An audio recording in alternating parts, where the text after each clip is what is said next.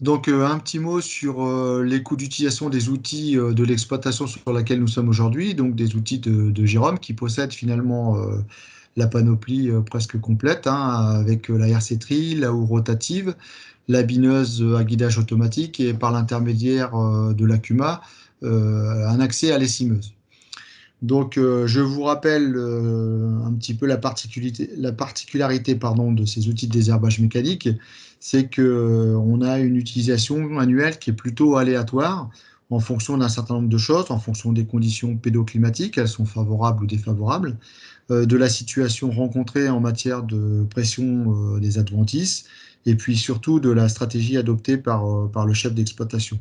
Donc généralement des utilisations variables qui conduisent à des coûts d'utilisation variables. On a une obligation, c'est quand même de rester compétitif, donc il faut toujours avoir un œil un petit peu sur ces coûts d'utilisation de machines. Dans l'exemple précis là, de l'exploitation, on voit qu'il y a deux outils qui sont assez bien placés, hein. Si on prend la RC-Tri et les Siemens, on voit que le coût de revient des machines est assez proche des références qu'on a citées tout à l'heure, ce qui n'est pas le cas de la houe rotative et de la bineuse qui sont avec des utilisations finalement annuelles assez faibles. Donc on a des coûts d'utilisation qui sont un petit peu plus élevés. Donc voilà l'illustration des propos tenus tout au long de l'exposé.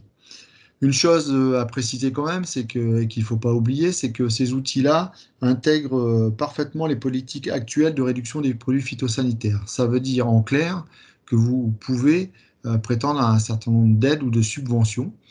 La difficulté, c'est que on est sur du cas par cas, lié à des programmes spécifiques ou liés à des localisations géographiques. Donc, le seul conseil qu'on peut vous donner, c'est de vous renseigner. Je pense que le jeu en vaut quand même la chandelle. Vous voyez, on a dans le tableau un montant de subvention qui varie de 20 à 60% du prix d'achat de la machine. Donc, c'est loin d'être négligeable. Voilà quelques mots sur le coût d'utilisation des machines.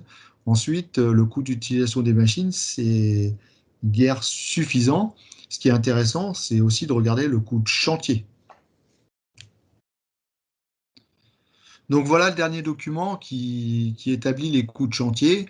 Alors deux choses, hein, vous allez retrouver, donc quand on parle de coût de chantier, un coût, cette fois-ci, outils, tracteurs, carburant et chauffeur compris. Donc c'est tout à fait la dernière ligne que vous avez dans le tableau qui figure en rouge.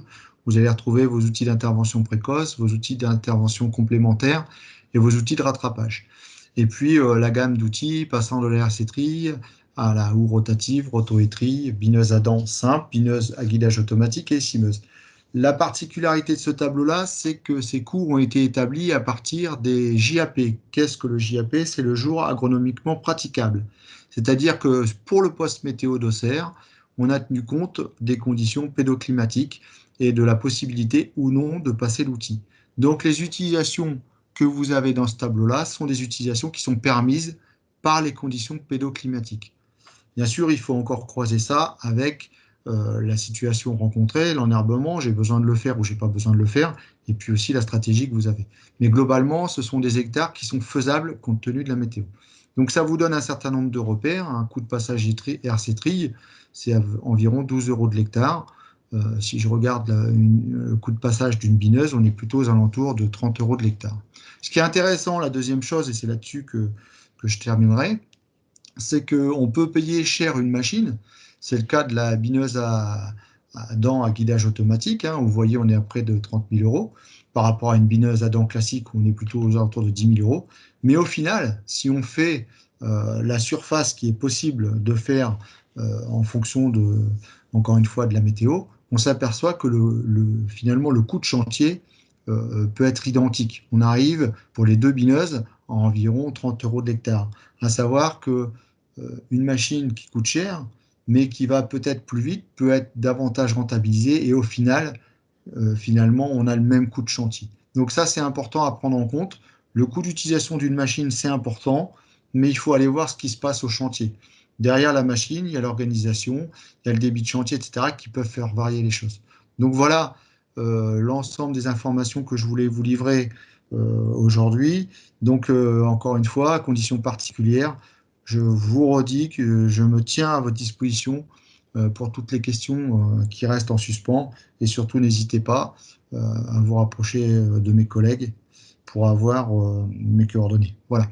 Et ben, écoutez, bonne journée à tous et bonne démonstration de matériel.